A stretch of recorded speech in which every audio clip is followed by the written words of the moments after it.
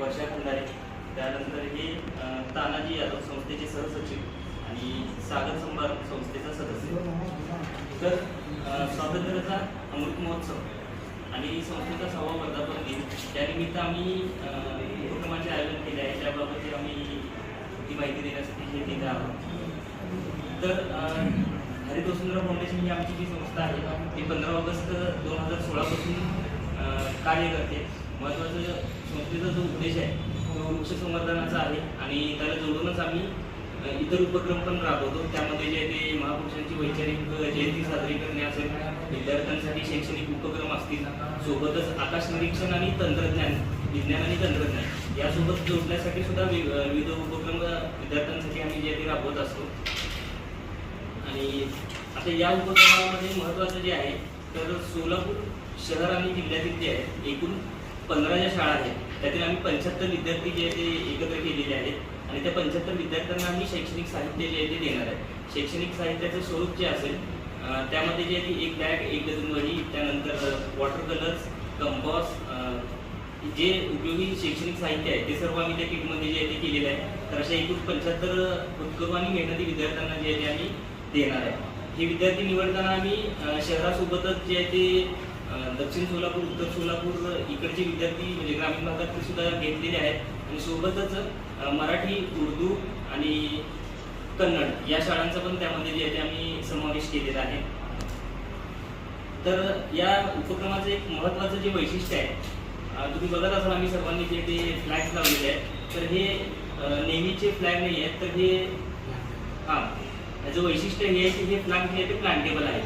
म्हणजे आता जो आमचा उपक्रम आहे 15 ऑगस्टला तर त्या दिवशी आम्ही संस्थेच्या वतीने एक फ्लॅग पण बनवतोय 6 बाय 3 फूट या साईजमध्ये, जो की पर्यावरणपूरक असेल.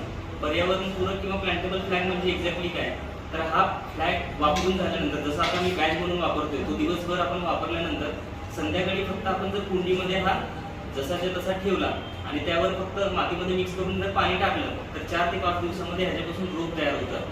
आणि आता आमच्याकडे जे फ्लॅग आहेत अवेलेबल तर त्यामध्ये झेंडू आणि तुळस ह्याची रोपं जे आहे त्यातनं जे ते येऊ शकते. आणि आम्ही जो मोठा फ्लॅग करणार आहे जो उपक्रमाच्या वेळी आम्ही वापरणार आहे तर त्यामध्ये करंज आणि चिंच या देशी प्रजातीचा त्याच्यामध्ये जे आहे ते समावेश केलेला आहे. आणि शैक्षणिक साहित्य वाटप हा उपक्रम जो आहे याला लागूनच दरवर्षी संस्थेकडनं आम्ही वर्धापन दिनानिमित्त आतापर्यंत दरवर्षी 500 रोप जे ते वाटप करत होतो. यावर्षी अमृत महोत्सवानिमित्त काय करतो 750 देशी झाडांचं जे ते वाटप करणार आहोत. आणि या झाडांचं पण विशेष म्हणजे हे सर्व देशी प्रजातीची झाडं आहेत जे पर्यावरणासाठी उपयुक्त आहेत. आणि ही सर्व झाडं जे आहेत ते संस्थेच्या सदस्यांनी आम्ही स्वतः बनवलेली आहेत. म्हणजे मागच्या उन्हाळ्यामध्ये जे ते आंब्याची जे काही कोया होत्या त्या आम्ही जे ते लोकांना आवाहन करून जमा करून घेतल्या होत्या.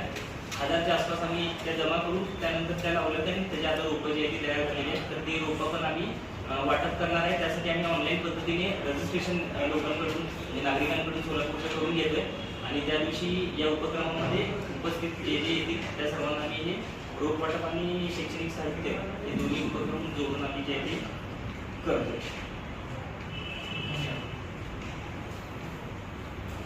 त्यानंतर या कार्यक्रमासाठी आपल्याला माजी नगरसेवक प्रवीणदादा निकाळजे, राज्य पर्यटन मंडळाचे विभागीय नियंत्रक विलास राठोड, ज्येष्ठ लेखक व समाजसेवक दत्तात्रय गायकवाड, महिला उद्योजिका पौर्णिमा गांधी आणि डेमोक्रॅटिक यूथ फेडरेशन ऑफ इंडियाचे जिल्हा सचिव आणि सामाजिक कार्यकर्ते अनिल वासम हे सर्व आपल्याला प्रमुख मान्यवर म्हणून लाभणार आहेत.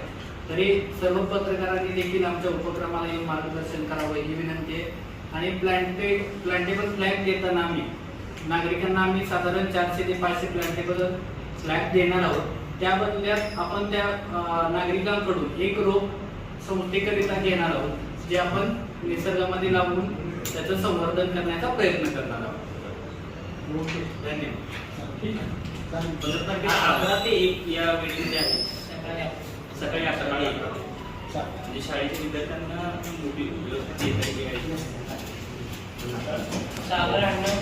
समारंभ प्रशांत ठीक आहे.